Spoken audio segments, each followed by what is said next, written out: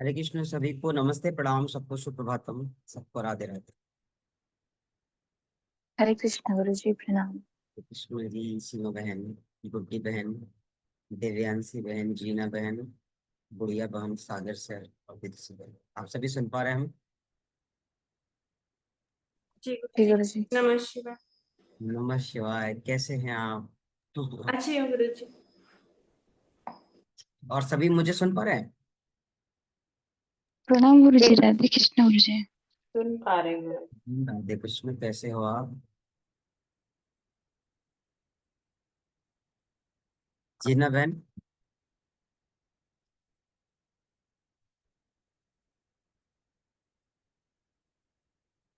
अच्छा, दिव्यांशी बहन के मैसेज आ गए। ठीक है, प्रणाम।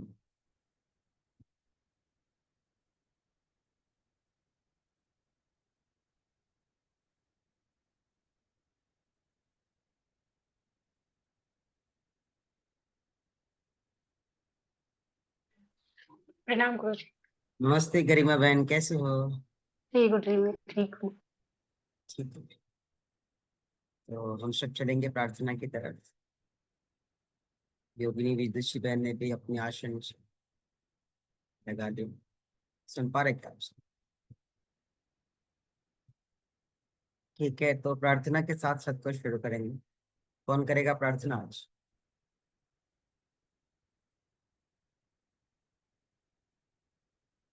कोई बोल ही नहीं रहा है।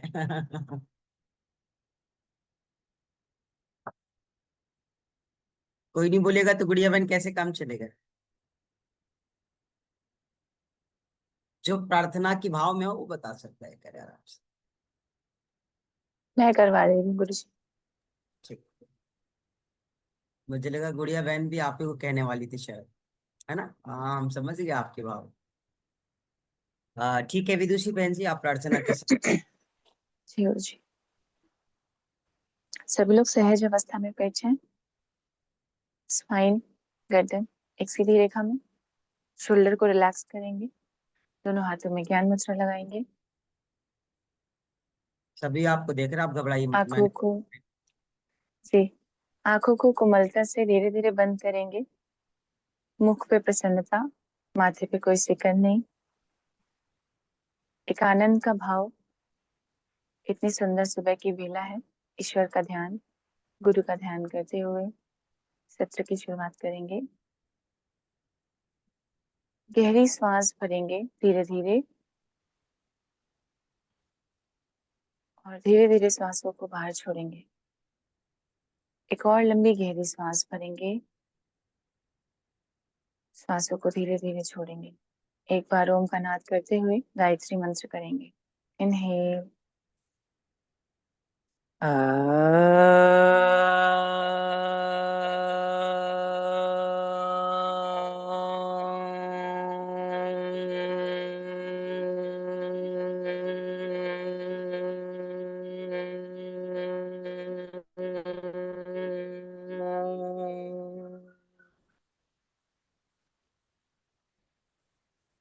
ॐ भूर्भुवः स्वः तत्सवितुर्वरेण्यं भर्गो देवस्य धीमहि धियो यो न प्रचोदयात्।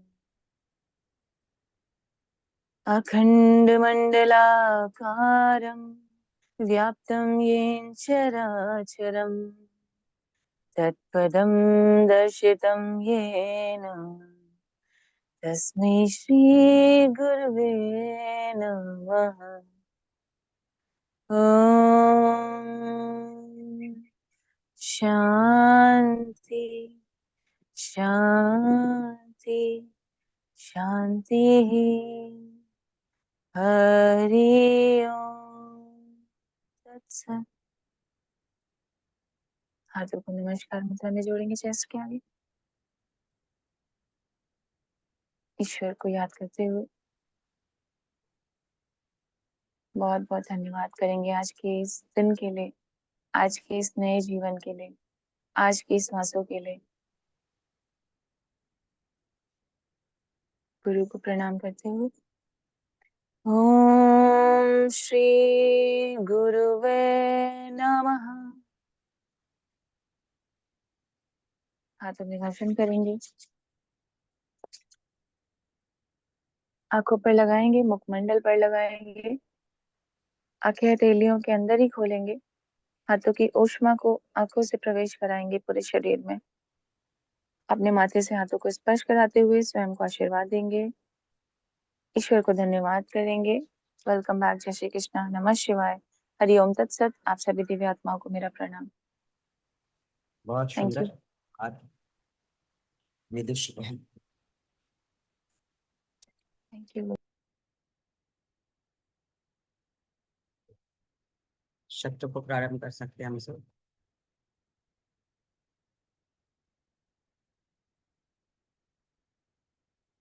अच्छा, हम भूल गए थे, विदुषी बहन को हमने स्पॉटलाइट करके रखा, हम सोच रहे हैं हम दिख क्यों नहीं हैं। कोई बात नहीं। अच्छा ठीक है, हट गए हम, मतलब आ गए हम, हट गई। शांति बहन भी आ गई हैं, तो हम लोग शब्द को प्रारंभ करें। एक हम लोग प्राणायाम को तो पढ़ रहे थे, प्राणायाम हिरण्य संहिता के अनुसार हम लोगों ने पढ़ा। उसमें हम लोगों ने भस्त्रिका तक अभ्यास भी किया, आगे के अभ्यास रह गए शेष, तो वो प्राणायाम की प्रक्रिया वहां पे पूर्ण होती है, पहला विषय। ठीक है, दूसरा विषय ये बहुत जरूरी है, आदरणीय सर को मेरा पढ़ा। क्या बात है, आज हम कुछ ज्यादा चमक रहे हैं, मेरी लाइट तेज है, हमें समझ नहीं आ रहा है कुछ।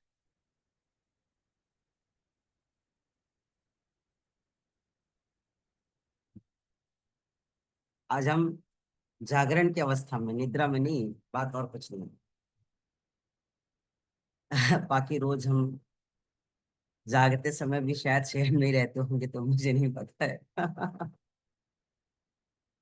जो घेरण्य संहिता के अनुसार हम लोगों ने प्राणायाम को पढ़ा, उस प्राणायाम का अभ्यास भी हम लोगों ने हाफ से ज्यादा कर लिया शायद, है ना, 1/3 कर लिया है। शेष अभ्यास हमारे रहेंगे जो आने वाले दिनों में हम करेंगे।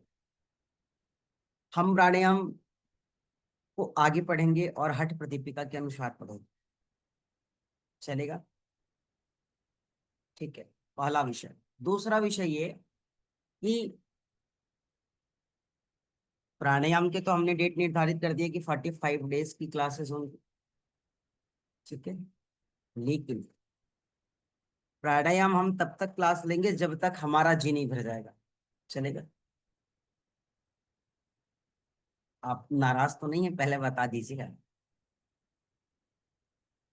हम उसके लिए ज्यादा फीसेस नहीं कर, हमें फीसेस लेनी है, जो आपने दिया है वही मेरे लिए इनफ। मतलब ये हम कहना चाह रहे हैं कि हम प्राणायाम की कक्षा तब तक लेंगे जब तक कि हमारी अंतस ये न कहे कि बस करो, रहने दो। विदुषी बहन बोल ही नहीं रही।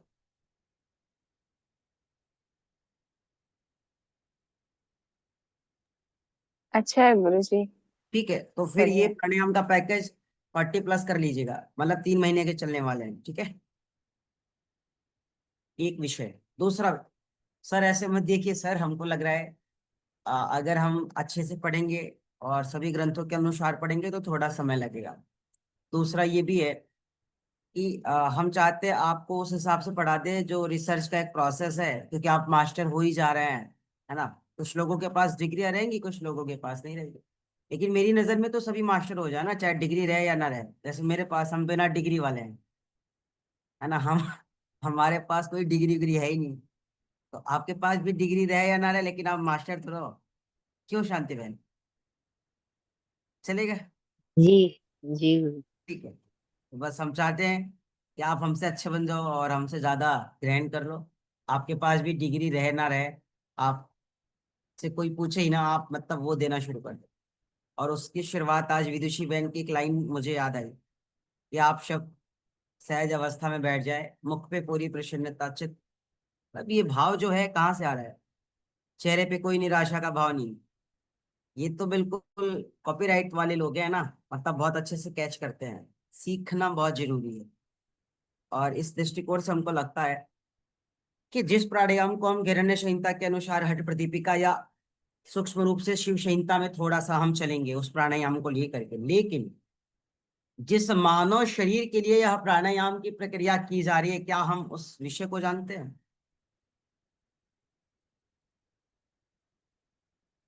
जिस मानव शरीर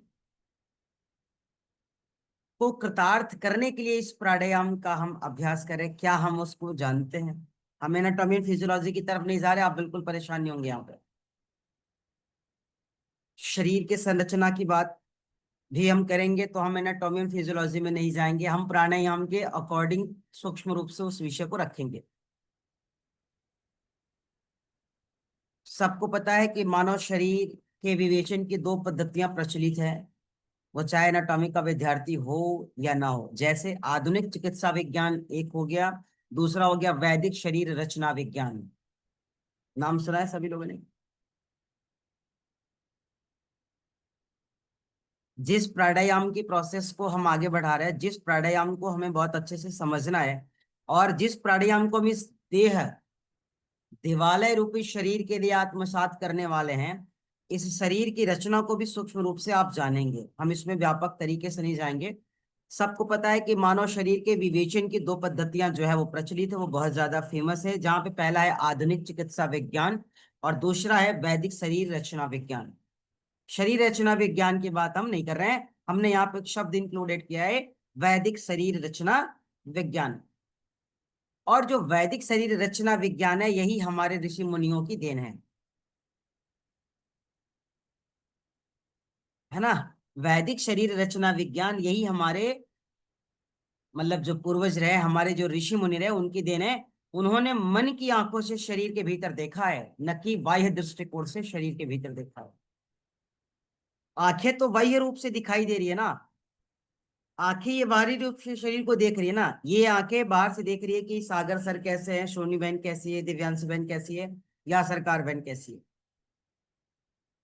मन की आंखों से देखने की जो कला थी, मन के आंखों से जो महसूस करने की अनुभूति थी, मन के आंखों से जो आत्मसात करने की जो विद्या थी, मन की आंखों से आनंदित होने का जो भाव था, वह हमारी वैदिक ऋषि परंपरा के अनुकूल थी। और प्राणायाम तो एक ऐसी अवस्था है जो सच में उस मन की आंखों को खोल लेता है, जहां पे सर्वे भवन्तु सुखिनः सर्वे सन्तु निरामया का भाव संतुलन की अवस्था में आ जाता है। तो वैदिक शरीर रचना विज्ञान की जब बात करते, कहते यही हमारे ऋषि मुनियों की देन रही। उन्होंने बाह्य रूप से नहीं अपितु आंतरिक रूप से, उन्होंने बाह्य ज्ञानेंद्रियों से नहीं अपितु आंतरिक ज्ञानेंद्रियों से, उन्होंने बाह्य जनेन्द्रियों से नहीं अपितु आंतरिक जनेन्द्रियों से देखने का, सुनने का, महसूस करने का, चखने का अनुभूति किया, उसे आत्मसात किया, उसको जिया। जिस प्रकार से कहा जाता है, जो हमारे ऋषि मुनि रहे, उन्होंने मानव शरीर रचना विज्ञान को थोड़ा सा वैदिक शरीर रचना विज्ञान के द्वारा मन की आंखों से देखने की, मन की आंखों से शरीर के भीतर देखने की, और प्रत्येक अंग पर सजगता से, समग्रता से, सरलता से, निर्मित भाव से इस शरीर के क्रिया विज्ञान को जानने का प्रयास किया है। वो कोई सामान्य न तो गुरु थे, न कोई सामान्य वैज्ञानिक थे, और ये सारे विषय उसी गुरु शिष्य परंपरा के अनुकूल आती थी, जिस गुरु परंपरा में ना कोई कागज का सर्टिफिकेट दिया जाता था, ना कोई डिग्री दिया जाता था, ना कोई वहां पे वाईसीबी, ना कोई गवर्नमेंट, ना कोई आयुष, ना कोई मिनिस्ट्री, ऐसा कुछ भी नहीं था। इस बात से तो परिचित होंगे।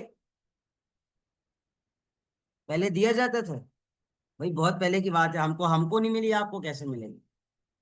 पतंजलि में पता कर लेना आप, जितने शिवार्थी थे जो सेवा के लिए थे, जितने पढ़ने और लिखने वाले लोग थे, उनके पास ज्ञान का अपार भंडार है, डिग्रियां उनके पास नहीं है।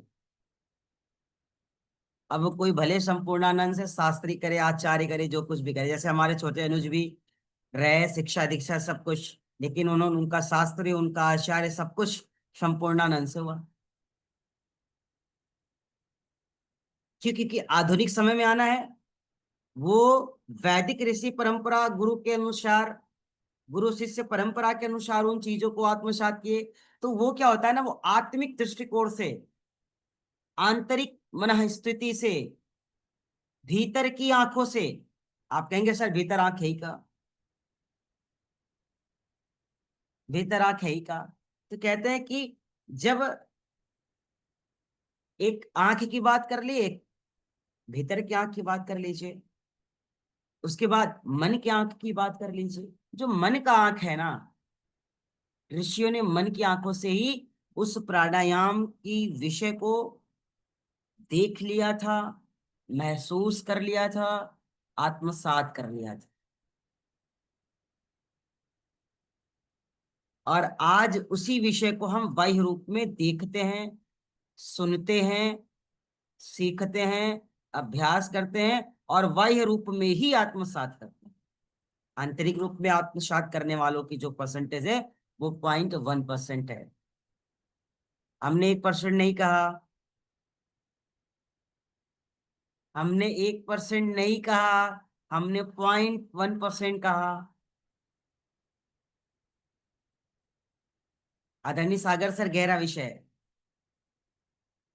वर्तमान समय में इस विधि को आंतरिक रूप से आत्मसात करने वालों की जो संख्या है इस धरातल पे, इस चराचर जगत में, 0.1% है।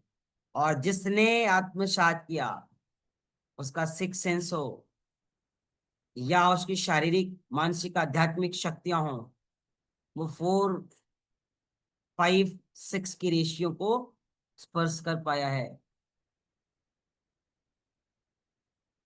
और जो गुरु शिष्य परंपरा के अनुकूल इस विषयों को आत्मसात करके, इन विषयों को पढ़ करके, इनका अभ्यास करके, अपने इस शरीर को जान करके अभ्यास करना प्रारंभ करता है, तो इस शरीर की 3 जो शाखाएं हैं, जो वेदों में वर्णित है, जो संप्रेत क्रिया है, जो वेद शास्त्र में उसका वर्णन किया गया है, हमारे ऋषि मुनियों ने शरीर की विवेचना कर उस शरीर के विषय में 3 डायमेंशन बता दिए। एक कारण शरीर, एक सूक्ष्म शरीर, और तीसरा स्थूल शरीर। ये आज के आधुनिक ऋषियों की देन नहीं है भाई, ये वैदिक ऋषियों की देन है। विदुषी बहन, ये जो हम आज पढ़ते हैं ना, ये आधुनिक ऋषियों की देन नहीं है, ये हमारे वैदिक ऋषियों की देन है। ऋषि मुनि परंपरा की, गुरु शिष्य परंपरा की यह देन है, जो कारण शरीर, सूक्ष्म शरीर और स्थूल शरीर की बात कर रहे हैं। और प्राणायाम है ही इसीलिए कि अपनी कारण शरीर हो, सूक्ष्म शरीर हो या स्थूल शरीर हो, कोई भी शरीर हो, प्राणायाम वह अवस्था है जो हर शरीर को, प्राणायाम वह स्थिति है जो हर अवस्था को, प्राणायाम वह क्रिया है जो हर जीव को मुक्ति के मार्ग पर प्रशस्त। और प्राणायाम का नाम ही इतना सुंदर है।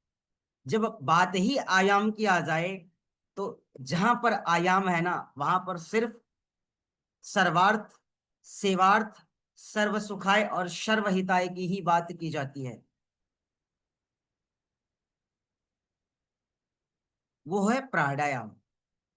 तो हमारे जो ऋषियों ने कारण शरीर, सूक्ष्म शरीर और स्थूल शरीर के विषय में बताया, इससे तो आप सब परिचित होंगे, या सूक्ष्म रूप से बताना पड़ेगा? Yes no? आप सभी परिचित हैं या सूक्ष्म रूप से बताना पड़ेगा? सूक्ष्म रूप से बता दीजिए। अच्छा अच्छा।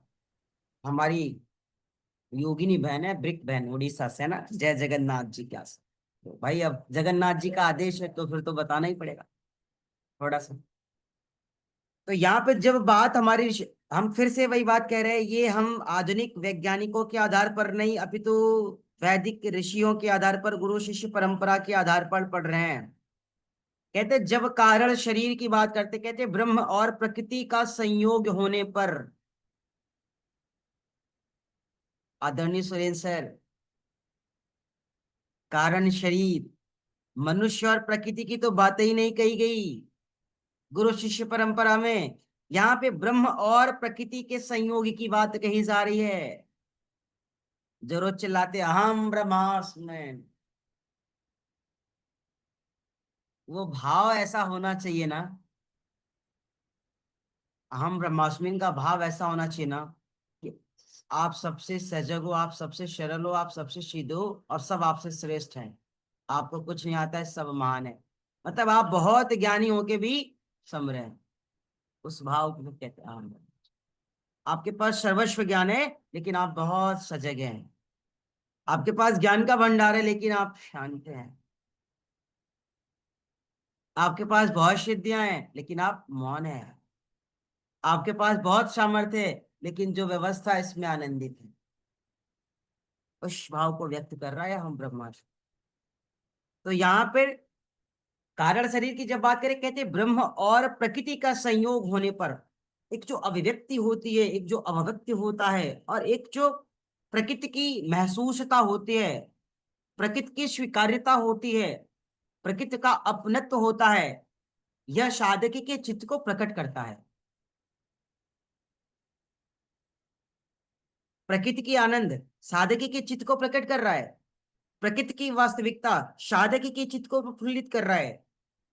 प्रकृति का संतुलन साधक के चित्त को एकाग्र कर रहा है।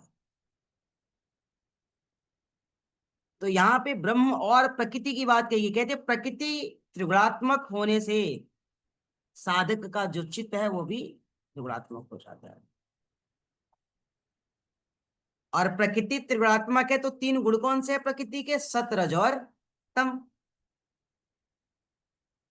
प्रकृति त्रिगुणात्मक है ना, तो प्रकृति के गुण कौन से है? सत, रज और तम।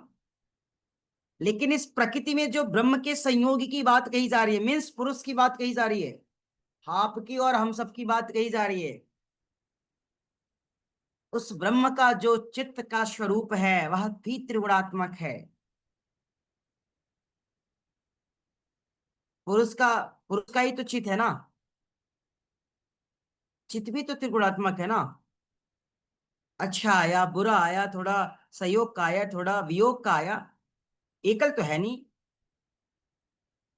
स्थायी तो है नहीं, स्थिर तो है नहीं। जब वो एकल नहीं है, जब वो स्थायी नहीं है, जब वो स्थिर नहीं है, हे महात्मा जी, ब्रह्म कैसे स्थित रहेगा? मीन्स आपकी बात करें, मानो कैसे स्थिर होगा, कैसे सम अवस्था में आएगा, कैसे संतुलन की अवस्था में आएगा? प्राणायाम के अभ्यास से, प्राणायाम की साधना से, प्राणायाम के रसपान से। और एक बात आपको और बता दे, इस संसार में ऐसे ऐसे भी लोग हैं जो आंतरिक रूप से प्राणायाम का अभ्यास करते हैं। और इसलिए मैंने इस भस्त्रिका के अभ्यास में आपको बाह्य विधि और आंतरिक विधि से थोड़ा सा जोड़ने का प्रयास किया। और विश्वास कीजिएगा, वह विधि ऐसी है, वह प्रोसेस ऐसा है, अगर आप किसी गुरु के सानिध्य या किसी ऐसे शिक्षक के सानिध्य में उसका बस केवल 21 दिन तक उसी भाव से उसी शब्दों का श्रवण पान कर अभ्यास कर लीजिए ना, आपकी अवस्था, आपकी स्थिति, आपकी भान जो है वो आपको हो जाएगा कि सच में आप हो। हमने देखा 1.5 घंटे में लोग हंस भी रहे थे, झूम भी रहे थे, खो भी रहे थे, जग भी रहे थे। वो निद्रा नहीं थी, वो मूर्छा की अवस्था थी जो आ रही थी। और मूर्छा की अवस्था तभी आती है जब साधक साधना के ट्रैक पर, साधना के रथ पे सवार होता है। और फिर भाव ही वैसे आते हैं, चेहरे की मुस्कान भी वैसी रहती है, हृदय की खुशियां भी वैसी रहती है, और वो आपकी चमक को बरकरार रखती है। 40 रुपए का फेयर लवली बच जाता है। अब पता नहीं 40 का आता है कि, हमको नहीं पता है कितने का आता है, मुझे ध्यान नहीं मिला। आप सब नाराज मत होइएगा। तो यहाँ पे हम कह सकते हैं कि प्रकृति का जो प्रथम गुण है ना, सात्विक गुण है। प्रकृति का जो प्रथम रूप है ना, वह सात्विक रूप है। प्रकृति की जो पहली व्यवस्था है ना, वह सात्विक व्यवस्था है। प्रकृति की जो सम व्यवस्था है ना, वह सात्विक व्यवस्था है। और इस सात्विकता में सच्चित आनंद स्वरूप उस ब्रह्म का जब एकाकार होने का एक शुभ अवसर मिलता है, क्या है? ब्रह्म सच्चित आनंद है, सदरूप आनंद है, सदगुण आनंद है। जब ये प्रकृति के साथ, प्रकृति के सच्चित व्यवहार में जब एकाकार होता है, जब उसमें यह प्रतिष्ठित होता है, तो उस सतचित तत्व को कारण शरीर कहते हैं। उस सतचित को कारण शरीर कहा गया है। जो सतगुण वाले इस प्रकृति में, सात्विक प्रकृति में जब वो स्थिर होता है, सात्विक प्रकृति में जब वह प्रतिष्ठित होता है, तो उसी आत्मा सहित ब्रह्म, आत्मा की बात कर रहा है, पुरुष की बात कर रहा है, विशुद्ध चेतन की बात कर रहा है, उसी आत्मा सहित सतचित्त की जब हम प्रतिष्ठित उस अवस्था के मूल स्थिति को देखते हैं ना, उसे महसूस करते ना, वही आत्मा सहित सच्चित को कारण स्वरूप कहा गया है, कारण शरीर कहा गया है, कारण अवस्था कही गई है, कारण स्थिति कारण जो भी आप नाम दे दीजिए। क्योंकि अब आप रिसर्चर हैं, नाम का निर्माण आपको करना है। जो किताब में लिखा है वही नहीं रह गया है, आपको नया नाम देना है। हमने क्या कहा? आत्मा सहित सच्चित को कारण शरीर कहा गया है। कारण शरीर से कारण स्वरूप कह दीजिए, कारण स्थिति कह दीजिए, कारण अवस्था कह दीजिए। ये सब आपके शब्द में होने चाहिए। रिसर्च करो, हर क्षण हर पल प्रतिपल शब्द आते जाएंगे। एक स्थिति, कारण शरीर। आगे चले सूक्ष्म शरीर की बात। ये आधुनिक विज्ञान से थोड़ा अलग हो सकता है, विदुषी बहन सुन पा रही है ना? ये आधुनिक विज्ञान से थोड़ा अलग हो सकता है। वैदिक ऋषि परंपरा, गुरुकुलीय परंपरा की विधि के अनुसार आप पढ़ रहे हैं। अब यहाँ पे सत्व चित्त अकेला आत्मा को बांध करके तो रख नहीं सकता है। सूक्ष्म शरीर में चल रहे हैं, यहाँ पे सूक्ष्म शरीर की बात कही जा रही है, और सूक्ष्म शरीर कह रहा है कि सत्वचित अकेला आत्मा को बांध करके तो रख नहीं सकता है। रख सकता है क्या? आत्मा को बंद करके कौन रख सकता है? जब वह रजोगुणी बुद्धि के साथ संयुक्त होता है तो चित्त में पहली वृत्ति उत्पन्न होती है। जब वह रजोगुण वृत्ति के साथ संयुक्त होता है या एकाकार होता है या जुड़ता है, तो उसी समय तो आपके चित्त में जो पहली वृत्ति है वह उत्पन्न होती है। और जब वह उत्पन्न होती है तो उसके उपरांत ही तमोगुण का समावेश होता है। अब यहाँ पे शुरू हो गए जो गुणों की बात कर रहे हैं।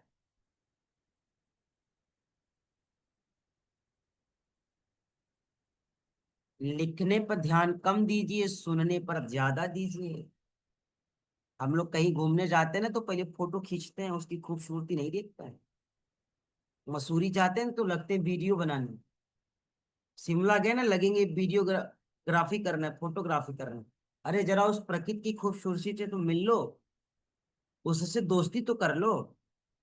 आप उस रियल चेतन स्वरूप को अपनी चेतन स्वरूप के साथ संयोग तो बना दो उसका। बता तो दो बुद्धि बहन कि हम आ गए ऋषिकेश, हम आ गए हरिद्वार, हम आ गए देहरादून। अपनी आत्मा को एहसास तो करा दो। पैक कर दिया आत्मा कोई छोटे से मोबाइल के टुकड़ों में, एकदम ऐसे ऐसे कर रहे हैं। आप अभी वही काम कर रहे हो, अभी केवल लिखने पे लगे हो। अरे बाबा हम आपको दे देंगे लिखना वाला, सुन तो लो। आधुनिक आप गुरु थोड़ी बन रहे हो, आप वैदिक ऋषि परंपरा की गुरु बनने जा रहे हो। और आधुनिक परंपरा के गुरुजन, ऋषिगण, साधुजन, संतजन, महात्मा जन जो है ना वो लिख रहे हैं, वो चलो ठीक है, अच्छी बात है। आप तो बिना लिखे आत्मिक रूप से उसे स्वीकार कर लो, आत्मा में धारण कर लो, वो याद रह जाए। और कोई चीजें बच जाए तो हमसे पूछ लो। क्योंकि जो आनंद सुनने में है, जो श्रवण पान से याद हो जाएगा ना, लिख करके याद नहीं होगा। इसलिए कक्षा सुबह की है। और हम सब वही करते हैं। 1000 किलोमीटर की यात्रा रहेगी, 100 वीडियो तैयार होगा। पूछ लो जगह कैसा था, खूबसूरती कैसी थी, पता नहीं। अभी हमने देखा एक व्यक्ति गया था ताजमहल, लिखा है कि मोहब्बत की नगरी ताजमहल में। मैंने कहा भाई चल अच्छी बात है, पहुंच तो गया मोहब्बत की नगरी, जरा उसके बारे में अध्ययन तो कर, वो मोहब्बत की नगरी या कोई और नगरी है। और तू अगर पहुंच भी गया मोहब्बत की नगरी, तो तेरी मोहब्बत है क्या? तू तो अकेले फोटो डाल रखा है। तो बिना मोहब्बत के फिर चला क्यों गया वहां पे तू? तो उसे साथ लेके जाना चाहिए ना अपने जोड़े को। तो वही चीज है कि हम उसकी खूबसूरती, उसकी कला, उसकी कलात्मकता नहीं देख पा रहे हैं। वीडियो बनाने पे एक दिन मोबाइल गया, वो भी गुम गया, है ना?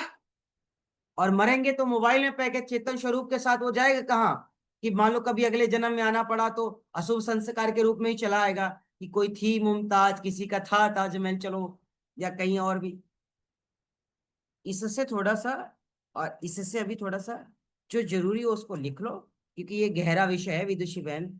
श्रवण पान से समझ में आएगा, लिखने से नहीं आएगा, मेरी बात को स्वीकार कीजिए। ये श्रवण पान से समझ में आएगा, लिख लेने से नहीं आएगा। अगर आपको लगता है लिख के आ जाए तो हम अपनी लिखी डायरी आपको दे दे, आप एक्सप्लेन कर देना, कल से हम आपको कक्षा में पढ़ेंगे फिर।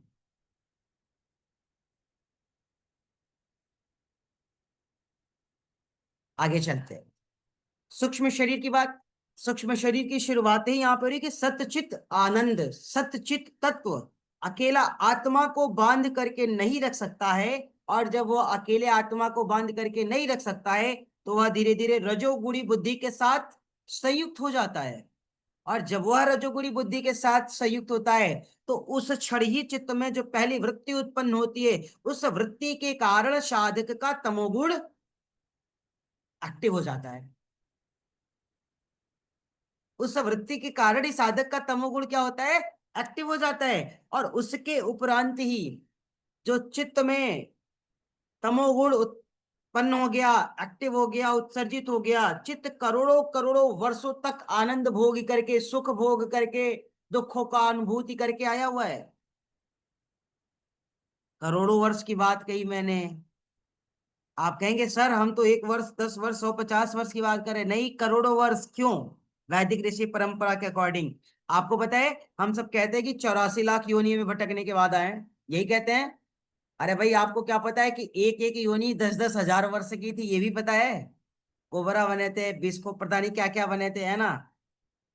सर्पों का नाम बताओ, पशु का नाम बताओ। एक योनि, पशुओं की योनि, कभी गाय बने, कभी बकरी बने, कभी भैंस बने, कभी ये बने, कभी वो बने। और एक एक योनि में पता चला 5-5 हजार वर्ष रह गए। भैया योनि तो एक मिली पशु की। उस पशु योनि में भी केवल एक ही थोड़ी कि हाँ गाय बन के बस चल वापस आ गए। बाद में पता चला भैंस भी बनना पड़ा, फिर बकरी भी बनना पड़ा, फिर बकरा भी बनना पड़ा, फिर बैल भी बनना पड़ा। चल रहा है क्रम उसी में, एक ही योनि में। तो इसलिए यहाँ पे कहा गया है कि वह जो चित्त है ना, जो तमोगुण अवस्था के कारण करोड़ों वर्षों तक आनंद को, सुख को, दुख को भोग करके आया है इस देह देवालय रूपी शरीर में, इस विचारों में जो आनंद भोगता हुआ, आनंद लेता हुआ, सुख लेता हुआ आया है ना, उसके भीतर भी तो आनंद की आसक्ति हो सकती है, उसके भीतर भी तो सुख की आसक्ति होती है। अरे वही तो छोड़ के गया था ना, आप ही का तो मकान था ना, आज बेच दिया। 5 वर्ष बाद लौट करके आते हैं, एक बार याद आता है कि देखो ये अपना ही मकान था, उस वक्त समस्या थी, हमने बेच दिया। क्या चित्त में वह आनंद नहीं रह जाता? क्या चित्त में वह यादें नहीं रह जाती? क्या चित्त में उस घर की अलमीरा से, उस घर की द्वार से, उस घर की चौखट से जुड़ाव नहीं रह जाता? रह जाता है कि मजबूरी थी, अन्यथा आज तो ये घर हमारा ही था। तो वैसे ही चित है, जब वह रजोगुणी के साथ संयोग बनाता है, जब रजोगुणी सर्जित होने लगता है, तो साधक अनेक अनोक हजारों हजारों करोड़ों करोड़ों वर्ष जिस जिस अवस्थाओं में जी करके, भोग को लेकर के, सुख को लेकर के, आनंद को लेकर के इस अवस्था में आया है ना, इस अवस्था में भी तो उसके चित्त में अहंकार की आसक्ति हो सकती है, खुशियों की आसक्ति हो सकती है, प्रेम की आसक्ति हो सकती है, लगाव की आसक्ति हो सकती है, जुड़ाव की आसक्ति हो सकती है। आप कहेंगे सर कैसे हो सकती है? आप ही बता दो कि हमारा सुरेंद्र सर से क्या लगाव है, कौन सा रिश्ता है, कौन से हम इनके किसी परिवार के हिस्से के सदस्य हैं, कौन से हम इनके किसी खून के रिश्ते में आते हैं? हमारा विदुषी बहन से क्या है, कौन सा हमारा इनसे कोई रिश्ता है? कौन सा हम लोग दोनों एक ही माँ की गर्भ से जन्मे हैं?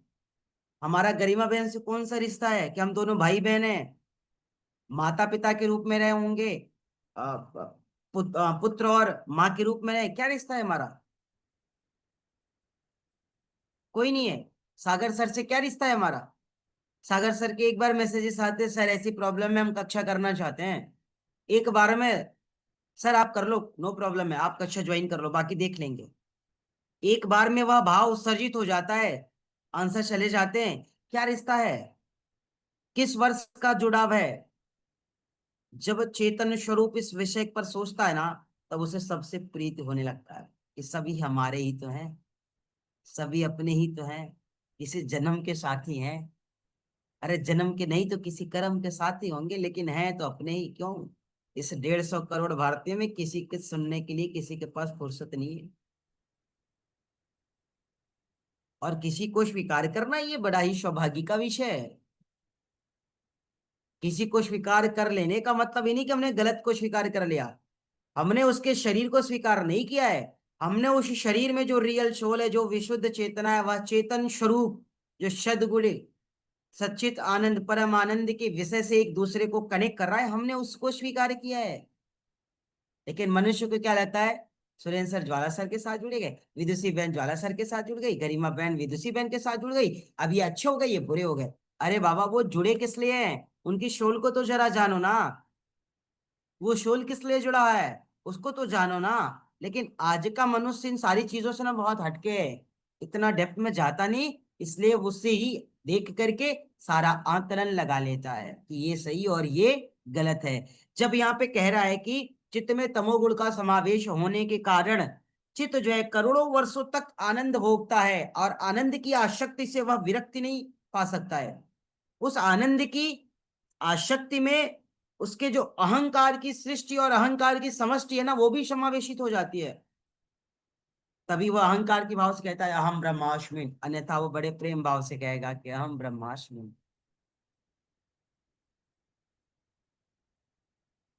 कल के विषय में मैंने क्या कहा सुरेंद्र सर, आपको एक बात याद है? अच्छा, हमने कहा ना कि अब चित्त में वो दूषिता भी थोड़ी थोड़ी हो रहा है, कम कर दिया जाए, है ना। क्षमा बड़न को चाहिए छोटन को अपराध, अब उन्हें भी स्वतंत्र कर दो, फ्री कर दो। जो कुछ रिस्ट्रिक्शन लगा के रखा था, ऑब्जेक्शन लगा के रखा था, ये सारी चीजों को छोड़ करके उनको बिल्कुल स्वतंत्र करोगे, तभी आपकी आत्मा निर्मल हो पाएगी, तभी आपका मन निर्मल हो पाएगा, और तभी आपके हृदय का भार और बोझ हल्का हो पाएगा। यही तो किया था। और ये आएगा कब? जब मन में निर्मलता आएगी। कल हमने एक और विषय कहा था कि अब हम उस विषय पे, अब हमको लगता है कि अब काम नहीं करना चाहिए जहां पे हम सठ्यम साठ्यम क्षमा शरीर की बात करते हैं। क्यों? क्योंकि अब वो विषय समझ में आता है जब आप प्राणायाम से जा रहे हो कि सच में आप और वो दोनों की व्यवस्था एक नहीं है, आप और वो दोनों की अवस्था एक नहीं है, आप और वो दोनों की स्थिति एक नहीं है। तो ठीक है, उसने जो भी व्यवहार किया, आपको योगी की तरह व्यवहार करना है, और योगी का यह लक्षण नहीं है कि सठ्यम साठ्यम समाचरे, जरूरत पड़ेगी तो करेंगे, अन्यथा 99.9% उसको स्वतंत्र करो, माफ करो, ब्लेसिंग्स दो, दुआएं दो।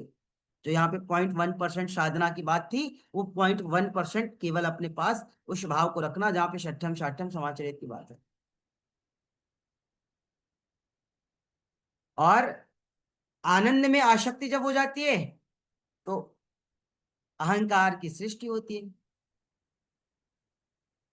आनंद में आसक्ति क्यों है? आनंद को नहीं छोड़ोगे, आनंद आपको छोड़ करके नहीं जाएगा।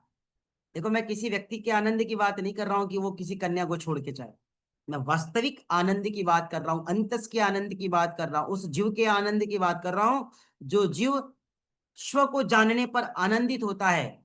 दुनिया की समस्त खुशियां तब आपको मिल पाएगी जब आप अपने को जानोगे। दुनिया का परम आनंद आपको तब मिलेगा जब आप इस चेतन स्वरूप को जानोगे। दुनिया का परम सुख तब मिलेगा जब इस रियल सोल को जानोगे। दुनिया की समग्र कमाई तब पूर्ण होगी जब मूल चेतना को जानोगे।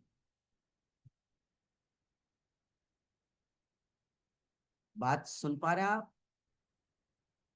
जितना आनंद अपने को जानने पे आप महसूस कर सकते, विश्वास कीजिए, किसी ग्रंथ को पढ़कर, किसी विषय को पढ़कर, किसी अवस्था और स्थिति को जानकर आप कभी आनंदित नहीं हो सकते। क्योंकि ग्रंथ को पढ़ के आनंदित होने वाला भी अंतस है। तो इस अंतस को जिसने जाना, इस अंतस को जिसने पढ़ा, इस अंतस पर जिसने काम किया, उसके भीतर से जो अहंकार की सृष्टि है ना, वह फिर एक सम दृष्टि में परिवर्तित हो जाती।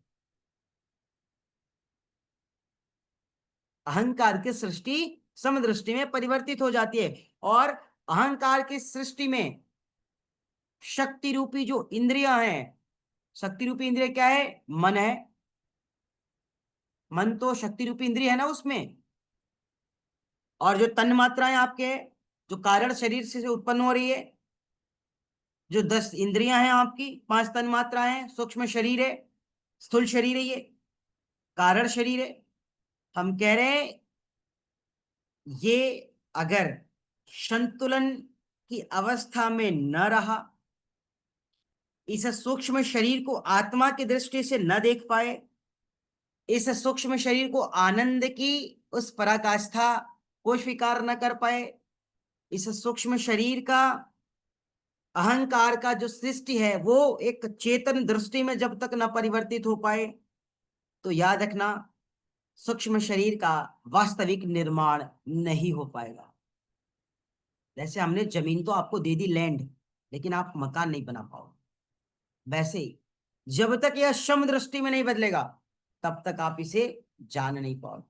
और जो सूक्ष्म शरीर को नहीं जान पाएगा ना, वो आंतरिक विषयों की, आंतरिक अवस्थाओं की, आंतरिकों की अनुभूति और ना ही आंतरिक साधनाओं से जुड़ पाएगा, ना उसे जान पाएगा।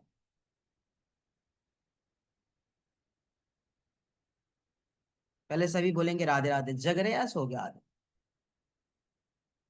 राधे राधे गुरु जी। सुन पा रहे, समझ राधे पा राधे रहे? गुरु जी। गुरु ठीक है, आगे चलते हैं। अब इसी तरीके से स्थूल शरीर की बात कर लेते हैं। वहां पे क्या था? एक चीज याद रखनी है कि जो अहंकार की सृष्टि है उसे समदृष्टि में परिवर्तित जब आप करेंगे तो ही इसकी मूल अवस्था को जान पाएंगे। ठीक है, यहाँ पे आसक्ति के जो अहंकार की सृष्टि है, उस अहंकार की सृष्टि को समदृष्टि में जब बदलेंगे, और अहंकार की जो सृष्टि समदृष्टि में नहीं बदलेगा तो बैलेंस होगा नहीं। क्यों? क्योंकि अहंकार की जो सृष्टि है वह शक्ति रूपी इंद्रिय और तन मात्राओं पर आधारित है।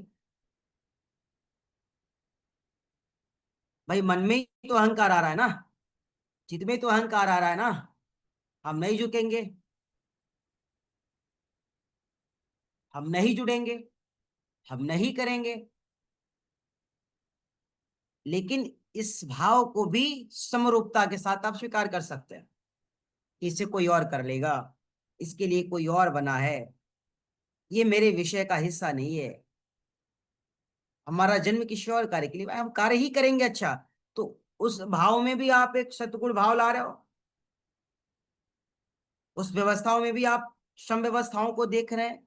अर्थात यहाँ पे आपका एक चीज सही हो गया, क्या? अहंकार शून्य हो गया कि अब किसी और को मौका दिया जाए। बहुत से लोग हैं सीखने वाले, बहुत से लोगों को सीखना भी है, और बिना मौका सीखेगा कौन? जिस तरीके से एक क्रिकेटर होता है, उसको जब उसको उसका सिलेक्शन होता है, हो सकता है पहले मैच में वो आउट हो जाए, भाई दूसरे मैच में थोड़ा सा बना के आउट हो जाए, तीसरे में फिर 0 पे आउट हो जाए, और कई बार आउट हो गया। अब हम तुरंत उसे हटा दें तो हो सकता है फिर वो टूट जाए। लेकिन अगर महेंद्र सिंह धोनी के जैसा कैप्टन और कोच रहेगा तो उसे निखारने पे लगा रहेगा वो, कि भाई चल खेलता रहे, देखता है कितनी बार आउट होता है, और फिर धीरे धीरे वो निखर जाएगा, बिखर नहीं पाएगा। जैसे लाख विषमताओं के बावजूद हम सभी ने एक दूसरे को कनेक्ट करके रखा। आपके भी सहयोग रहे और हम हमारे भी उतने ही समर्पण रहे। तो ये सहयोग ही तो था जो हम लोग इस स्टेज पे हैं।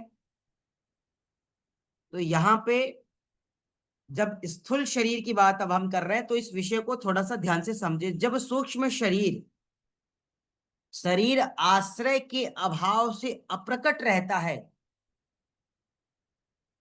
सूक्ष्म शरीर जब आश्रय, मतलब जो शरीर का आश्रय है, उस शरीर के आश्रय में जब अप्रकट रहता है, मतलब उस शरीर के आश्रय में रह करके भी विरक्त रहता है। अप्रकट, प्रकट नहीं है, है तो प्रकट दिखाई दे रहा है, लेकिन भाव से क्या है? वो अप्रकट है। तब वह तन मात्राओं में तमोगुण की वृद्धि से स्थूल शरीर के तत्व प्रकट होते हैं। और ये 5 तत्व जो होते हैं ना, स्थूल शरीर का निर्माण करते हैं। जब वो अप्रकट होते हैं तब वह ये स्थूल शरीर का निर्माण करते, और शरीर के जो सभी अंग है ना, शरीर के समस्त अंग, शरीर के संपूर्ण अंग आपके पृथ्वी तत्व से मिल करके बने हैं। और अंगों में जो आपस में जुड़ाव है, जो अंगों का आपस में जोड़ना है, जो रक्त आदि धातुओं का निर्माण का कार्य है, वो जल कर रहा है। कर रहा है ना, जल तत्व कर रहा है। पृथ्वी तत्व आ गई, दूसरा जल तत्व आ गया। पाचन एवं जीवनी शक्ति का जो कार्य है वो अग्नि तत्व कर रहा है, सभी को पता है। रक्त आदि धातुओं में मल की, वायु की गति और तत्वों की जो एक अवस्था है, तत्वों की जो एक स्थिति है, तत्वों का जो एक आयाम है, तत्वों की जो एक व्यवस्था है, कारण शरीर ही तो है। और शरीर में रिक्त स्थान देने का कार्य भी आकाश तत्व का है। तो यहां पे सांख्य दर्शन में स्थूल शरीर को परिभाषित करते हुए कहा गया है कि पंच भौतिको देह। सांख्य दर्शन में पंच भौतिको देह, यह भौतिक दृष्टि जो है इस बाहर की सृष्टि को देख करके उससे विरक्त नहीं हो पाती। और इस भौतिक दृष्टि को आंतरिक दृष्टि में जब आप कन्वर्ट करेंगे ना, तो इस भौतिक संसार में रह करके भी इस भौतिक संसार से विरक्त होकर के इसकी आंतरिक जगत की दुनिया में चले जाएंगे। और जब तक आप आंतरिक जगत की दुनिया में नहीं जाएंगे, कहेंगे सर आंतरिक जगत की दुनिया में, आंतरिक सृष्टि में जाने के लिए फिर तो गुफाओं में, कंदराओं में जाने की आवश्यकता है ही। ऐसा थोड़ी है। इस शरीर के प्रकट होने पर भी अप्रकट का एहसास और महसूस आपको हो। आंतरिक अवस्था, जब आंतरिक रूप से आप जप करते हैं, जब आप आंतरिक रूप से अभ्यास करते हैं, तो वहां पे केवल व केवल अनुभूति, फीलिंग, एक्सपीरियंस यही होती है। और धीरे धीरे धीरे धीरे धीरे धीरे धीरे आपको वो इस बाह्य जगत से इतना दूर लेकर के चली जाती है ना, कि फिर वापस आने का भी मन नहीं करता है। करता है? छोटा सा उदाहरण है, भस्त्रिका की कक्षा में हम आपको नहीं कहते कि चलिए अब रिलैक्स हो जाइए, तो 1.5 घंटा तो बीत गया था, आधा घंटा और लेके चल देते, क्या जाता? कुछ जाता? नहीं जाता। तो फिर वापस आने की इच्छा नहीं होती है।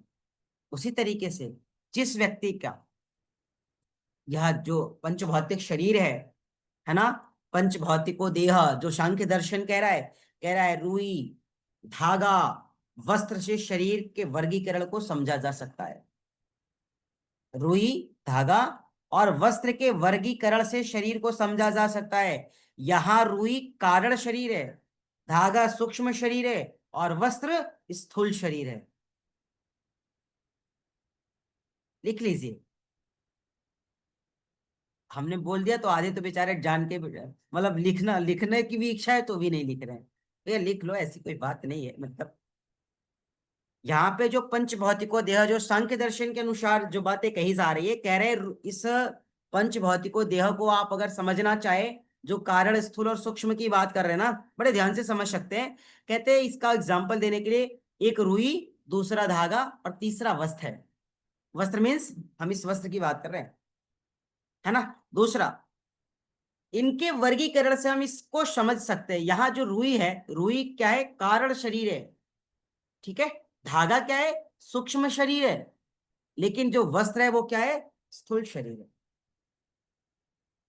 और शरीरांतर, शरीर के अंतर्गत रुई धागे में और धागा वस्त्र में समाहित है। समाहित है। रुई कहाँ? धागे में समाहित है। धागा कहाँ है? वस्त्र में समाहित है। वस्त्र शरीर में समाहित है। वस्त्र कहाँ समाहित है? शरीर में समाहित है। शरीर कहाँ समाहित है? भौतिक जगत में। है कि नहीं है? अरे सर आप ऐसे क्यों कहते हैं? भाई हम झूठ थोड़ी बोल रहे, आप अपने अंतर से पूछो।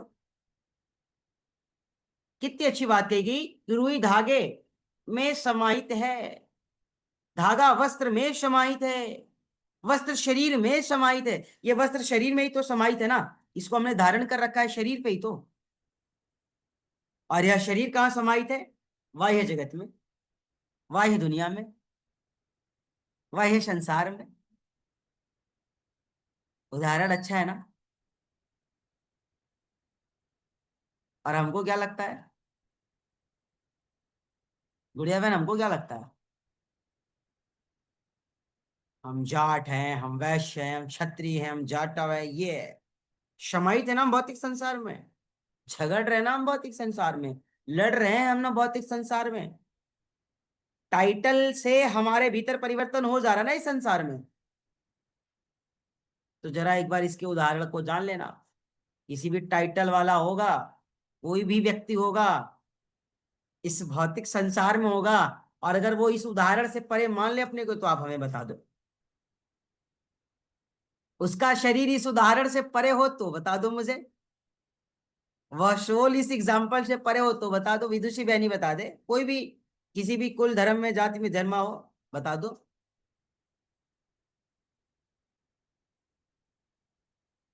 तो जो रियल चीजें है ना, वो प्राणायाम से ही आपको मालूम होगी। और प्राणायाम पढ़ करके मालूम नहीं होगी। सबसे बड़ी बात तो यह है, प्राणायाम करके मालूम होगी, अभ्यास करके मालूम होगी। ये जो आपने हिरण्य संहिता के अनुसार अभ्यास कर लिया, ठीक है। अभ्यास नहीं भी कराते तो आप घबराते। उन विषयों को कराने से पहले इन विषयों को बता दे तो भी आप घबराते। अरे हम तो प्राणायाम पढ़ने आए हैं, ये क्यों पढ़ रहे हैं? अब समझ में आ रहा है कि हमने उस प्राणायाम को किया क्यों है। उसके जो आयाम की बात, उसके जो विस्तार की बात है, हो कैसे रहा है एक दूसरे का विस्तार? रुई धागे में, धागा वस्त्र में, वस्त्र शरीर में, शरीर संसार में, संसार अज्ञानता में समाहित है। ये भी तो है, संसार में रहने वाला तो अज्ञानता में भी तो समाहित है। ये तेरा है, वो मेरा है, ये अच्छे हैं, ये बुरे हैं, ये ठीक नहीं, ये ठीक है। यही तो है अज्ञानता। और ये बड़ा अच्छा विषय है कि हम सबको जागने का एक अवसर मिल गया। हम सबको जागने का एक अवसर मिल गया। आप बहुत तपस्या करके आए, आप साधना को छोड़ दीजिए। आपकी सारी तपस्या खराब हो जाएगी, विश्वास कीजिएगा। और मेरे साथ यही हुआ, विश्वास करेंगे। मेरी पास जो गुरु का, ईश्वर का दिया हुआ था ना, जो स्तर, जो लेवल था ना, वो केवल व केवल किसी के लिए समय दे करके, और केवल कक्षाएं ले लेकर के, कक्षाएं ले लेकर के, पढ़ा पढ़ा करके खुद पढ़ना कम हो गया। खुद की साधना कम हो गई, आंतरिक साधना कम हो गई, वही साधना ज्यादा हो गई। तो हम तो खुद व्यथित हो गए थे। और भगवान ने न जाने कैसी व्यवस्था की कि एक बार फिर हमें उस मूल की तरफ लेकर के चलने की कोशिश कर रहा है। उस बाल्यापन की तरफ, उस बाल अवस्था की तरफ, जहां पे हम सब इन विषयों में एकाकार होते थे। साधना को पहला भोग, पहला आहार, पहली व्यवस्था, पहली पूजा समझ करके स्वीकार करते थे। और आप सब भी इस विषय से जुड़ गए, ये आपके लिए गौरव का विषय है। विश्वास कीजिएगा, आप रियल सोल है, आप विशुद्ध चेतना है। कितने तो मास्टर करके भी इन विषयों से अपरिचित हैं, विश्वास कीजिएगा। और अगर आपको लगता नहीं तो आदरणीय, इसमें हमारी एक बड़ी बहन है, ब्रिक बहन, सुन पा रही होगी तो।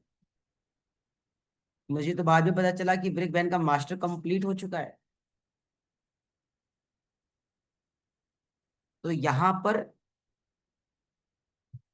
जो साधक का जीवन चक्र है ना, इस जीवन चक्र को ही सही करता है आपका प्राणायाम। साधक का जीवन चक्र है कि नहीं? आपका जीवन चक्र है? क्या है जीवन चक्र, बताइए। जीवन चक्र क्या है, कोई एक बताइए। सर, जन्म से मृत्यु तक की जो अवस्थाएं आ रही है सर, यही हमारे हाँ, जीवन का चक्र है। हाँ, यही चीज हम इसी पे आना चाहते थे। और यही जो हमारे वैदिक जो वैदिक गुरु परंपरा, अरे गुरु परंपरा, गुरु शिष्य परंपरा में जो चीजें बताई गई, जो जीवन चक्र है ना, वो केवल जन्म और मृत्यु तक का नहीं होता है। जीवन चक्र से एक आगे स्टेप है, जन्म, मृत्यु और मोक्ष। जन्म, मृत्यु और मोक्ष। और हम सभी केवल दो ही विषयों पर बात करते हैं, करते कि नहीं करते हैं? अब जैसे एक छोटा सा उदाहरण यहाँ देखिए, बहुत से लोगों की वीडियो ऑफ है ना, ये जीवन का एक चक्र है, आप मान सकते हैं, ये भी तो एक चक्र है। अच्छा, हमारे कहते ही कुछ लोगों ने ऑन भी कर लिया, ये भी तो एक चक्र है जीवन का। तो यहाँ पे जो जीवन चक्र की बात कही जा रही है, अकॉर्डिंग टू प्राणायाम, वो केवल जन्म और मृत्यु की बात नहीं करता है, जन्म मृत्यु और मोक्ष। क्यों? प्राणायाम आपकी कहाँ ले जाता है? मोक्ष की तरफ। प्राणायाम कहाँ ले जा रहा है आपको? मोक्ष की तरफ ले जा रहा है। अच्छा, जन्म की बात तो कर लेते हैं, चलो।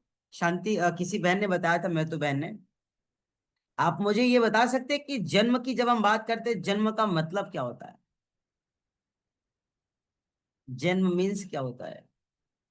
जन्म की स्थिति क्या होती है? जन्म की अवस्था क्या होती है? बताइए बताइए।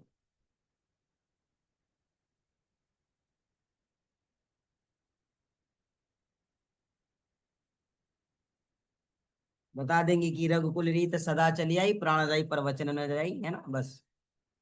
हम है, जन्मे हैं, हम धरती पर हैं, हम ये कर सकते हैं, हम यही करेंगे, हम बदल नहीं सकते, अपनी रीति नहीं बदल सकते, अपने रिवाज नहीं बदल सकते, अपना व्यवहार नहीं बदल सकते, अपना अहंकार नहीं बदल सकते। यही है जन्म। अरे बोलिए हमारे तपस्वी जनों, माया के पुजारी, जाग जाइए।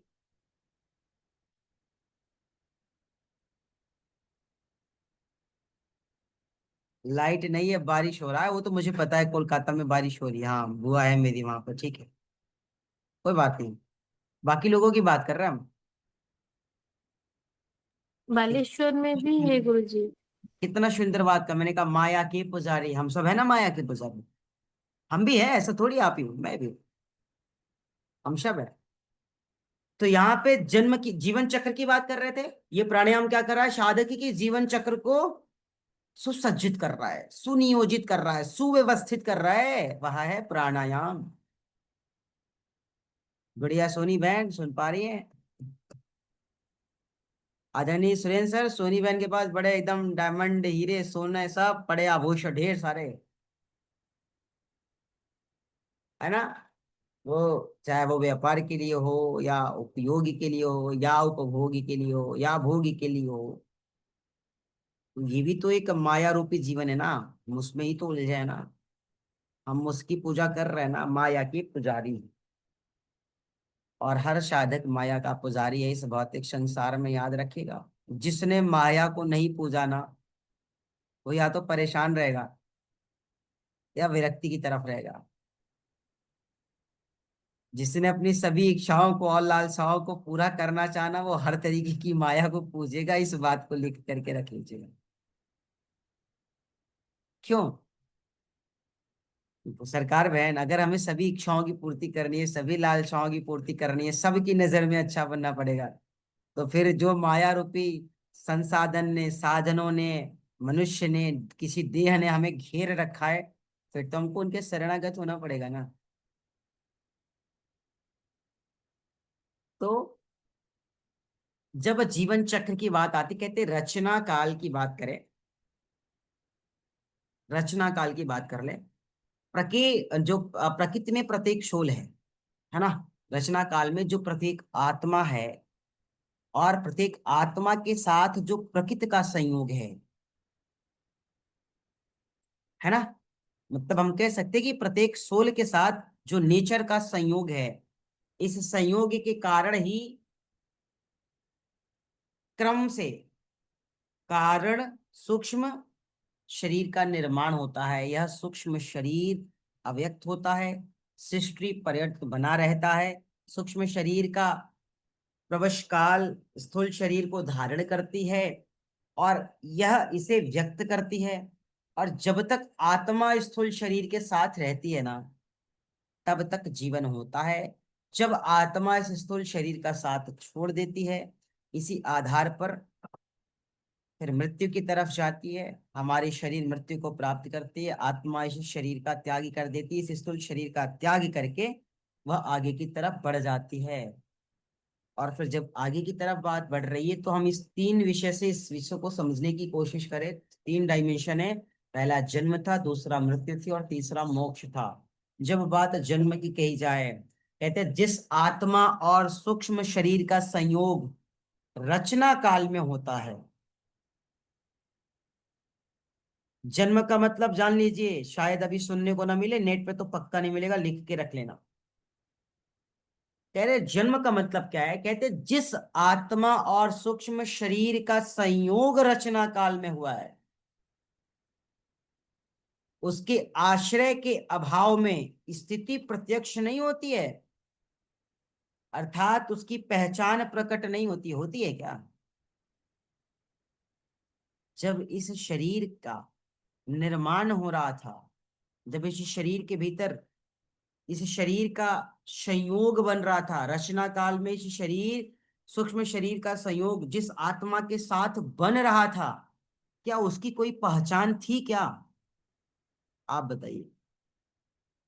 किसी माँ की कोख में, गर्भ में जब किसी नवजात का विकास हो रहा होता है तो उसकी कोई पहचान रहती है।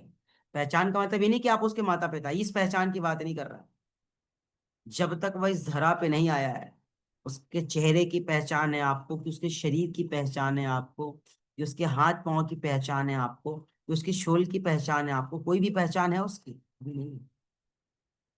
रचना काल में सूक्ष्म शरीर का संयोग जिस आत्मा के साथ होता है, जिस आत्मा के साथ होती है, उसकी आश्रय की अभाव में उसकी स्थिति जो होती है ना, वह प्रकट नहीं हो पाती। और जब उसकी स्थिति प्रकट नहीं हो पाती है, जब उसकी पहचान प्रकट नहीं हो पाती है, इस अभिव्यक्त को व्यक्त करने के लिए, इस अभिव्यक्त को अभिव्यक्त करने के लिए सूक्ष्म व कारण शरीर सहित आत्मा जो होती है, वह स्थूल शरीर को धारण करती है। सूक्ष्म कारण सहित यह जो आत्मा है ना, वही स्थूल शरीर को धारण करती है। और जब वह किसी स्थूल शरीर को धारण करती है, उसी का नाम जन्म है। किसी स्थूल शरीर के धारण करने की बात कही गई, मनुष्य के शरीर को धारण करने की बात नहीं कही गई। मनुष्य के शरीर को धारण करने की बात नहीं कही, किसी भी स्थूल शरीर को धारण करने की बात कही जा रही है। और किसी भी स्थूल शरीर का मतलब पशु हो गया, पक्षी हो गया, जीव हो गया, नर हो गया, मादा हो गया, जो कुछ भी है, स्थूल शरीर को जब वह धारण करती है, वही जन्म है ना। आनंद का विषय। आदरणीय सुरेंद्र सर, सुन पा रहे हैं? बढ़िया बहन, समझ आ रहा है? ये तो हो गई जन्म के विषय। मृत्यु,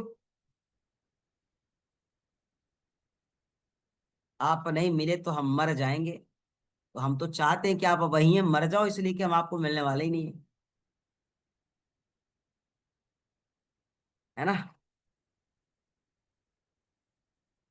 हम आपके नहीं हुए तो हम किसी के नहीं हुए, तो हम तो चाहेंगे कि आप किसी को हो चाहे मत हो, और हमारा तो वहीं से मत हो पहले से, क्योंकि हमारा कोई है पहले से। हम आपके बिन रह नहीं सकते हैं, रह नहीं सकते हैं तो दुख सह सकते हैं ना, तो दुख सही है, हम भी यही चाहते हैं कि आप हमारे बिना दुख सहें। अर्थात जो यह साधक का मनोवृत्ति है, इतना दूषित है ये। हम आपके बिना रह नहीं सकते, हम आपके बिना चल नहीं सकते, हम आपके बिना खा नहीं सकते, हमारा आपके बिना हो नहीं सकता है। यही तो अज्ञानता है ना, यही तो अज्ञानता है।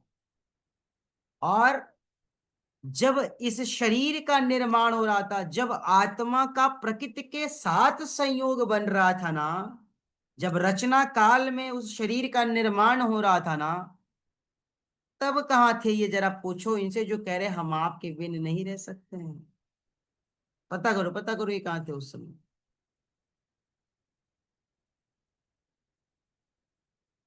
पता करो उनका जो कहते हैं हम आपके हैं कौन। एक मूवी का नाम देना, हम आपके हैं कौन। सखा है, सरोवर है, नदी है, किनारा है, झील है, तालाब है क्या?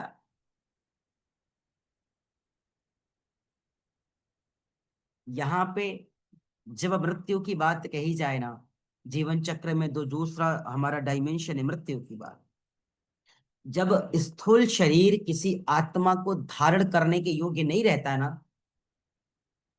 जब स्थूल शरीर किसी आत्मा को धारण करने के योग्य नहीं रहता ना, तो वह सूक्ष्म और कारण सहित स्थूल शरीर से अलग हो जाता है, उसका विकास नहीं हुआ रहता है, और फिर वह शरीर इस धरा पे नहीं आ पाता है। याद रखिएगा, आपने देखा ना, कभी कभी किसी का जन्म हुआ और फिर वो जन्म उपरांत ही फिर चला गया। रचना काल तो ठीक था, उसने उसको स्वीकार किया, वो आया भी हुआ फिर चला गया। क्यों? कारण और सूक्ष्म की अवस्था और स्थिति प्रज्ञ नहीं थी, वो बन नहीं पाई, फिर वो स्थूल में आई और फिर चली गई। जब कारण शरीर सहित आत्मा, फिर से जब कारण शरीर सहित, एक तो हो गया कारण शरीर, उसके साथ कारण शरीर सहित जब आत्मा शरीर से अलग होता है ना, इसे ही मृत्यु कहते हैं। कारण शरीर अलग हो गया आत्मा से, और जब वह आत्मा से अलग हो गया,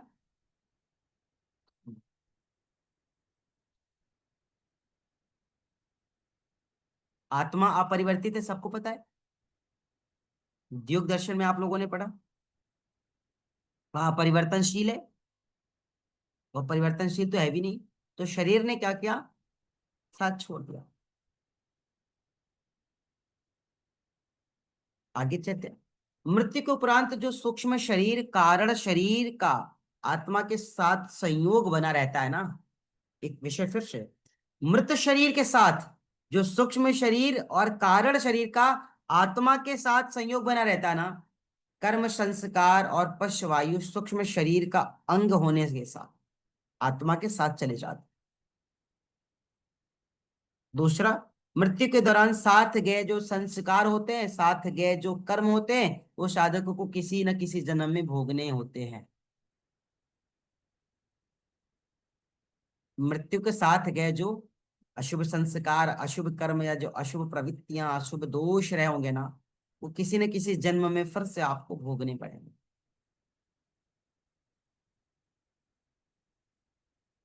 मृत्यु, और इस विषय को मैं छोटा सा और भी एग्जाम्पल के तहत आपको बता सकता हूँ। जैसे एक पिता के दो पुत्र हैं, एक पुत्र बहुत ही सहनशील, सहज और सरल है, ध्यान पूजा जप तप व्रत करता है, और दूसरा उतना ही ज्यादा अलग है, मांस का, मदिरा का, आहार का, नशा का, व्यसन का, लड़की का, शराब का, सब सब में वो रमा हुआ है। तो वो एक ही माँ के पुत्र हैं, दो पुत्र हैं, एक का व्यवहार देखो कैसा है, दूसरे का व्यवहार कैसा है। तो जो दूसरे का व्यवहार है ना, उसके व्यवहार ऐसे इसलिए माता पिता दोषी नहीं है, उसके मृत्यु के पश्चात जो उसके साथ चले आए थे अशुभ संस्कार, अशुभ कर्म, वो तो कहीं ना कहीं भोगेगा ना, यहाँ पर भोगेगा ना, वो लेके आया है, और बिना भोगे वो जाएगा नहीं। लेकिन व्यथित कौन होती है? परिवार। व्यथित कौन होता है? माता पिता। लेकिन जो माता पिता समझदार है, जो विषयों को जानते हैं, जो प्राणायाम को आत्मसात किए हुए, वो समझ जाते हैं कि इसके कर्म फल के सिद्धांत है, ये इसके जीवन का एक पार्ट है। अन्यथा दोनों को तो एक ही माँ ने भोजन कराया ना, एक ही पिता ने उंगली पकड़ के चलना सिखाई ना, एक ही स्कूल में शिक्षा दिया ना, एक ही भोजन कराया ना। दोनों के लिए किचन में भोजन अलग अलग थोड़ी थे, दोनों के लिए अलग अलग आया, और माँ ने थोड़ी भोजन बनाया था। लेकिन देख लो संस्कार, दोनों में जमीन आसमान का फर्क है। एक कन्याओं को भगवान और देवी के दृष्टिकोण से देखता है, दूसरा भोग और विलास के दृष्टिकोण से देख रहा है। तो यही तो उसके कर्म फल के संस्कार है ना, जो कर्म फल के सिद्धांत है। अशुभ संस्कार जो मृत्यु के साथ ही चले आए थे, वो फिर जब किसी शरीर को धारण किए, फिर वो उसे भोगना पड़ेगा। मोक्ष की बात कर लेते हैं, तीसरा विषय, इसके बाद इस विषय को आज यहीं पर रोको। जन्म और मृत्यु की बात कर रहे थे, अब तीसरा विषय आ गया मोक्ष। बाकी लोग वीडियो ऑन कर सकते हैं क्या? हमारी डॉक्टर रिचा बहन, प्रिया बहन, दिव्यांशी बहन, शांति बहन, ब्रिक बहन, क्या तो प्रॉब्लम है? सोमेन सर क्या? बाकी लोगों क्या, अगर स्थितियां सामान्य हो तो कर सकते हैं, मुझे लगता है, क्योंकि एक अलग ही एनर्जी क्रिएट होती है जब लोग दिखाई देते रहते हैं, है ना। हाँ ठीक है, आगे चलते हैं। मोक्ष कहते हैं आत्मा का जो सूक्ष्म और कारण शरीर से संबंध प्रलय काल तक के लिए होता है। नया लाइन है ना। जब तक धरती का यह प्रलय नहीं हो जाएगा ना, तब तक रहेगा, संबंध उसका रहेगा। कहते हैं आत्मा का सूक्ष्म व कारण शरीर से जो संबंध होता है ना, वो प्रलय काल तक के लिए होता है। किंतु यदि योगी मध्य मार्ग में, है ना, किंतु यदि योगी मध्य मार्ग में साधना के बल पर आत्मा में या आत्मा को इन तीनों से अलग कर दे, आत्मा को इन तीनों से अलग कर दे, कारण शरीर, सूक्ष्म शरीर और स्थूल शरीर को, तब उस देह त्याग की अवस्था और स्थिति को मोक्ष कहा जाता है ना। मजेदार क्यों? है ना मजेदार, दमदार भी है, असरदार भी है ना। तो फिर से समझिए, कह रहा है कि आत्मा का संबंध जो है ना, मोक्ष की बात कर रहे थे, आत्मा का संबंध सूक्ष्म और कारण शरीर से जो होता है ना, वो प्रलय काल तक के लिए होता है। दूसरा, किंतु इस अवस्था में भी यदि योगी साधना के बल से, साधना की तप से, साधना के अभ्यास से अपनी आत्मा को इन तीनों से अर्थात कारण, सूक्ष्म और स्थूल से अलग कर दे, तब उस देह त्याग की अवस्था को मोक्ष कहा जाता है, उसे मोक्ष कहते हैं। और ऐसा मत सोचना कि अलग कर देगा तो फिर जुड़ेगा नहीं, वो उसकी साधना की कारण है। वो अलग करके देख पा रहा है, अलग करके महसूस कर पा रहा है, अलग करके स्वीकार कर पा रहा है, उस त्याग को मोक्ष कहते हैं। और वियोग के पश्चात, है ना, वियोग के पश्चात प्रकृति एवं पुरुष का पुनः संयोग नहीं होता है। वियोग के पश्चात प्रकृति और पुरुष का पुनः संयोग नहीं होता है। क्यों? मोक्ष अर्थात मुक्ति, अपवर्ग अर्थात कैवल्य अर्थात निर्माण, कई नामों से आप इसे जान सकते हैं। तो मोक्ष वह है जो इस कारण शरीर, सूक्ष्म शरीर, स्थूल शरीर से, है ना, अपने को साधना की बल पर अलग कर ले, अपनी आत्मा को साधना की बल से अलग कर ले, अपनी आत्मा को इस विषयों से हटा ले। विदुषी बहन सुन पा रही हैं? ये काम विदुषी बहन कर सकती है। जी गुरुजी। अच्छा, कहीं ऐसा तो नहीं इतने गहरे विषय है आप लोग, अब मन में इच्छा उत्पन्न हो रही कि संन्यास उन्यास वाला सिस्टम रहे तो थोड़ा और भी ज्यादा फायदा हो? क्यों? मन तो वही होता है, बट जो हाँ, काटना है वो तो काटना है। क्या कह रही है विदुषी बहन, क्या कह रही है? मन तो वही होता है गुरुजी, लेकिन जो काटना है इस यहाँ पर रह करके वो भी तो काटना ही है। लेकिन याद रखिएगा, जिस पुरुषार्थ के लिए हम लोग इस जीवन को जी रहे ना, और जीवन को जीते हुए जो पुरुषार्थ कर रहे हैं उसे पुरुषार्थ नहीं कह सकते, वो आप अपनी जरूरत के लिए कर रहे हैं। जी गुरुजी बिल्कुल। माया रूपी एक व्यवस्था है। सच में पुरुषार्थ जब हम अगर जानना चाहते हैं तो कहते हैं मनुष्य का अंतिम जो पुरुषार्थ है ना, वह मोक्ष के लिए होना चाहिए। और मनुष्य का अंतिम पुरुषार्थ ही मोक्ष है या अपवर्ग है या कैवल्य है। बाकी जी गुरुजी। ये कोई थोड़ी पुरुषार्थ है, हम आपको थोड़ा चीज बता रहे हैं, ये कोई पुरुषार्थ थोड़ी आप थोड़ा पढ़ रहे हैं, ये कोई पुरुषार्थ नहीं है। विदुषी बहन इतनी आप वो मत हो जाओ, क्या बोलते हैं, क्या बोलते हैं उसको, सीरियस। हाँ याद आ गया, अंग्रेजी में उसको सीरियस बोलते हैं, है ना। आप इतने सीरियस मत हो जाओ, थोड़ा बाहर आओ। अभी देखो आप सभी दो को जरा विदुषी बहन को भी स्पॉटलाइट पे लाते हैं। इतनी ये सीरियस होती जा रही है विषयों को पढ़ पढ़ के, हमको खुद ही घबराहट हो रही है। जरा कैमरे के सामने आ जाओ, आप सभी देख पा रहे हैं इनको, ये सीरियस मोड पे जा रही है। इसका मतलब ये बुरा नहीं है, लेकिन हम कह रहे हैं इस साधना के विषय को आनंद के साथ स्वीकार करें। और अगर आप सीरियस मूड पे जा रही हैं तो इसके लिए भी व्यवस्था भगवान ने की है। आपको कहीं से डिस्कनेक्ट किया है कहीं से कनेक्ट करने के लिए, ये सामान्य विषय नहीं है।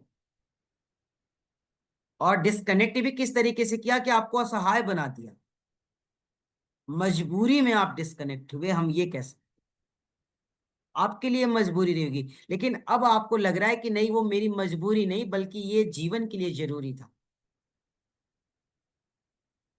जी है गुरुजी। ना, ये जीवन के लिए जरूरी था। तो आप बहुत लाइट तरीके से, है ना, हल्के तरीके से, आराम से शोल को, शरीर को, है ना, चित्त को, चेतना को आराम से।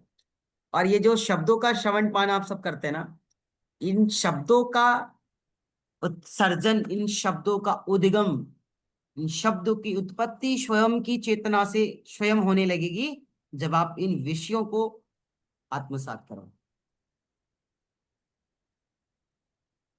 है ना। और ये गंभीर विषय है, इसलिए आप इसको ध्यान से समझिए। ये मैं इसलिए बता रहा हूं कि आप कभी पीएचडी करोगे ना, तो इस तरीके से नहीं बताएंगे उसमें।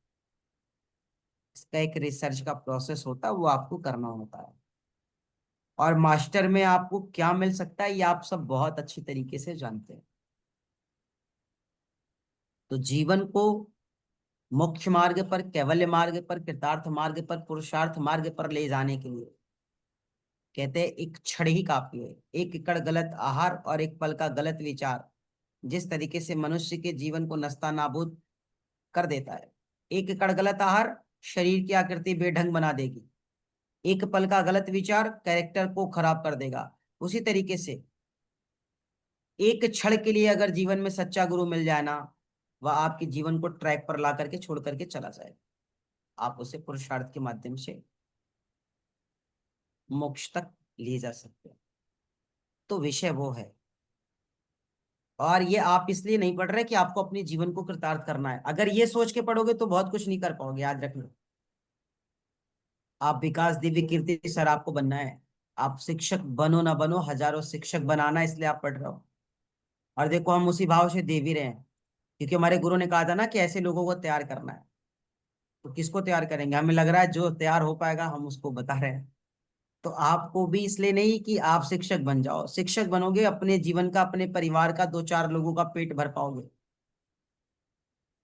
शिक्षक बनाना शुरू करो जो न जाने हजारों हजारों परिवार का पेट भरने के लिए खुद को तैयार कर पाए। तो इसलिए आप इस विषयों को गूढ़ और गुड़ के साथ अध्ययन कर रहे हैं। ये जो शब्द है इतने गहरे शब्द है ना, इस एक एक शब्द में वो जो सार छिपा हुआ है ना, एक एक शब्द की गहराई पर अगर हम जाए ना तो एक एक दिन लग जाएगा। और आप कहते हैं ना ये शब्द आते कहाँ से है, आप मुझे 30 सेकेंड दीजिए, मैं बताता हूँ कहाँ से आते।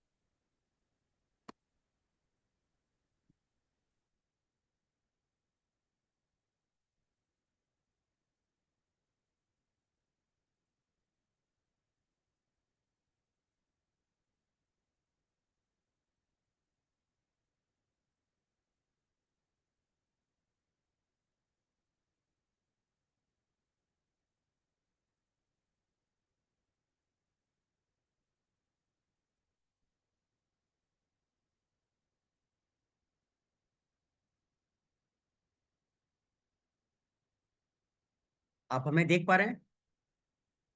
आप कहते हैं ना सर ये आते कहाँ से है, साधना से तो बेशक आती है, लेकिन शिक्षा बहुत जरूरी है ना, सबको पता है। अध्ययन बहुत जरूरी है। आप सब कहते हैं ना सर आपकी हिंदी, पढ़ो क्या लिखा है, प्रामाणिक हिंदी कोश लिखा हुआ है। ये इतनी मोटी जो पुस्तक है ना, देख रहे हो, ये इसके इधर के ये फट गए, ये छोटे महाराज जी ने इसको पढ़ाया थोड़ा सा, है ना। उन लोग की पढ़ाई आपको पता है ना। हाँ। अब इस विषय को देखिए, ये पुस्तकें फट चुकी है। ये कौन से शत्र की है, मैं आपको बता, देख रही है सर, उखड़ चुकी है, दिखा रहा हूँ आपको। सर 1996,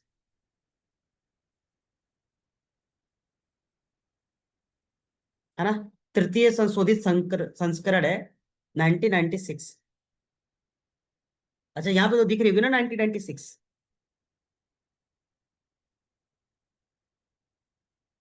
ये 30 वर्ष हो गए इसको। 25 4 29 30 वर्ष, 30 वर्ष पूर्व की ये पुस्तक है। 30 वर्ष पूर्व भी तो हमारे यहाँ कोई इस विषयों से प्रेम करने वाला होगा ना, तभी तो ये है ना। 30 वर्ष पूर्व इन विषयों को आत्मसात करने वाला कोई तो रहा होगा ना, तभी तो ये है ना। और इस पुस्तक में जैसे क ख ग घ है ना, क से लेके ज्ञ तक, उस क से लेकर के ज्ञ तक का ही इसमें समावेश है, बाकी कुछ नहीं है।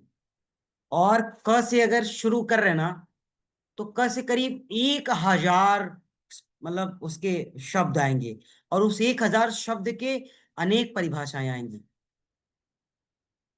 तो ये है। अब आप थोड़ा सा ये उसको लिए ज्यादा अच्छा है, जो ज्यादा रिसर्च करता है, जो ज्यादा अध्ययन करता है, उसके लिए है, क्योंकि कभी कभी कोई शब्द होता है ना जिसका आंसर नहीं मिलता, और ये ऐसा है कि इसमें कोई ऐसा आंसर नहीं हो जो नहीं हो।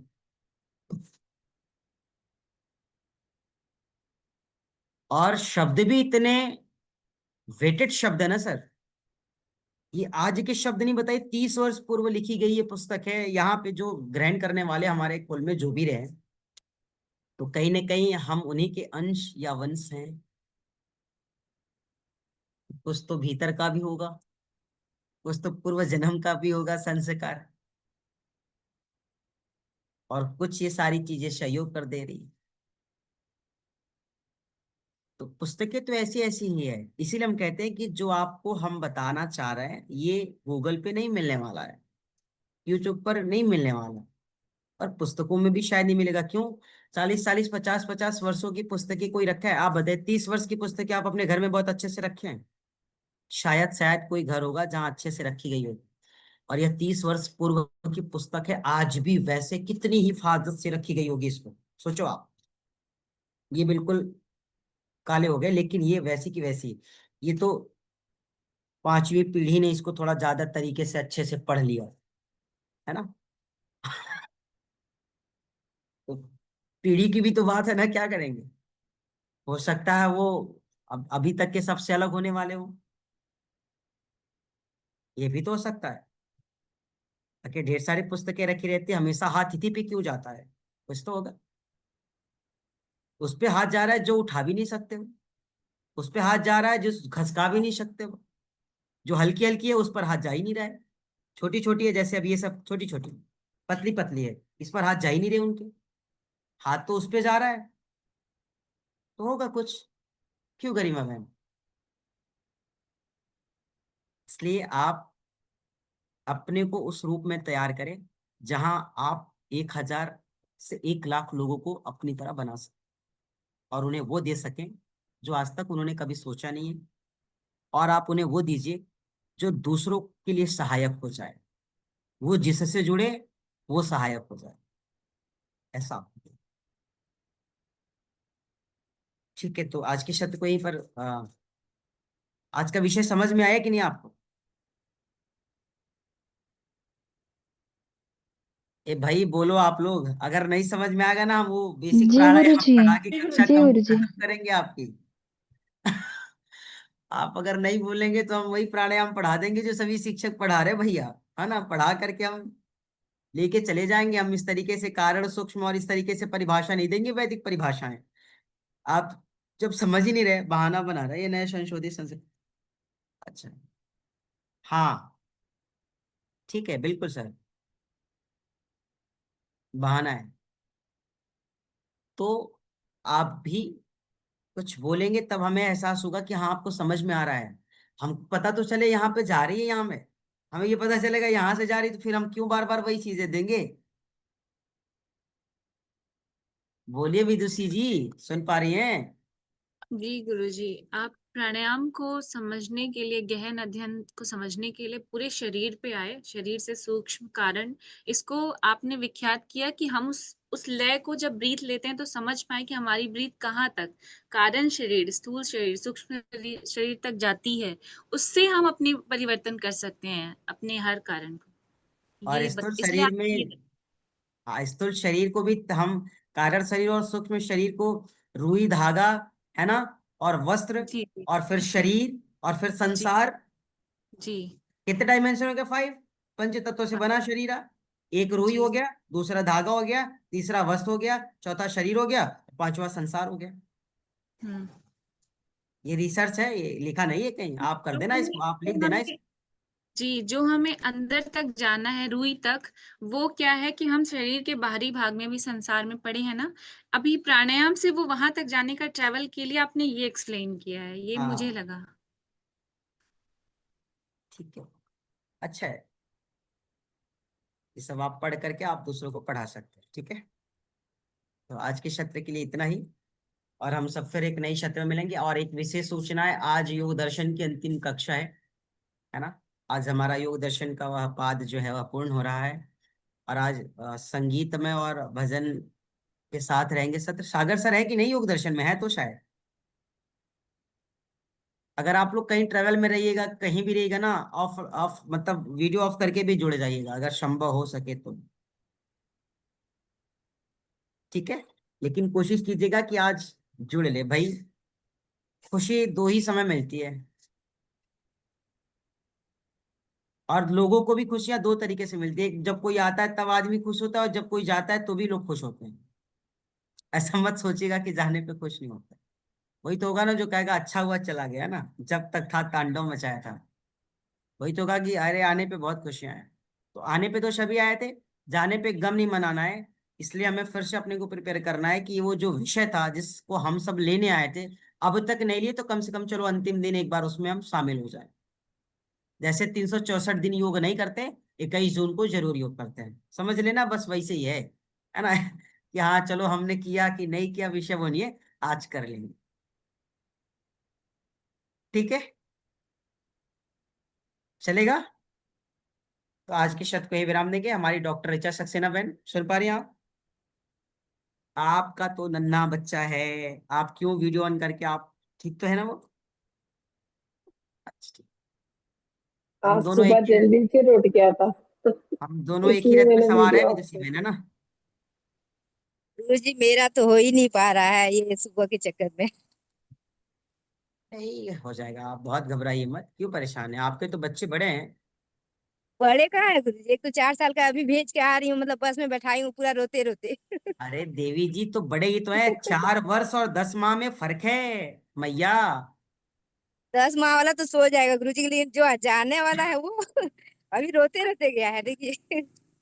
और हम सुबह सोच रहे उठते ही हैं बोलता है कि स्कूल नहीं जाना है, स्कूल नहीं जाना है, मतलब कि, वही डर लगा रहता है। और ऋचा बहन और विदुषी बहन, हम तो ये सोच रहे हैं कि चलो 3-4 वर्ष का हो जाए तो सही हो जाए, थोड़ा रहा बाकी। बिल्कुल नहीं।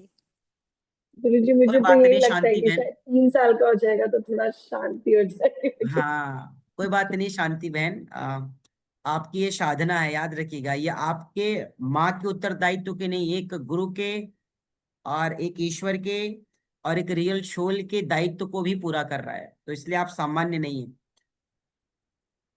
है ना। और ये अभी जैसे सेवा अभी रोते रोते गया है तो वहां भी रोते रहेगा, तो ध्यान वहां लगा रहेगा कि वो मतलब रो हम रहा था। समझ पाएंगे। लेकिन आपको उसको ध्यान में नहीं लाना है, क्यों? अगर आप जितना ध्यान करेंगे उतना उसको ध्यान आएगा।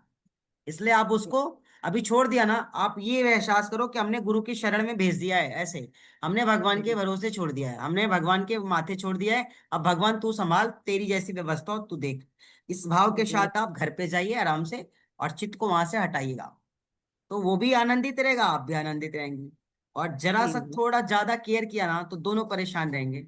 इसलिए अच्छा आप बताइए, हम आपकी कक्षा में रहते हैं, तो कक्षा में रहते हैं ना, अभी हम उनके साथ तो है नहीं।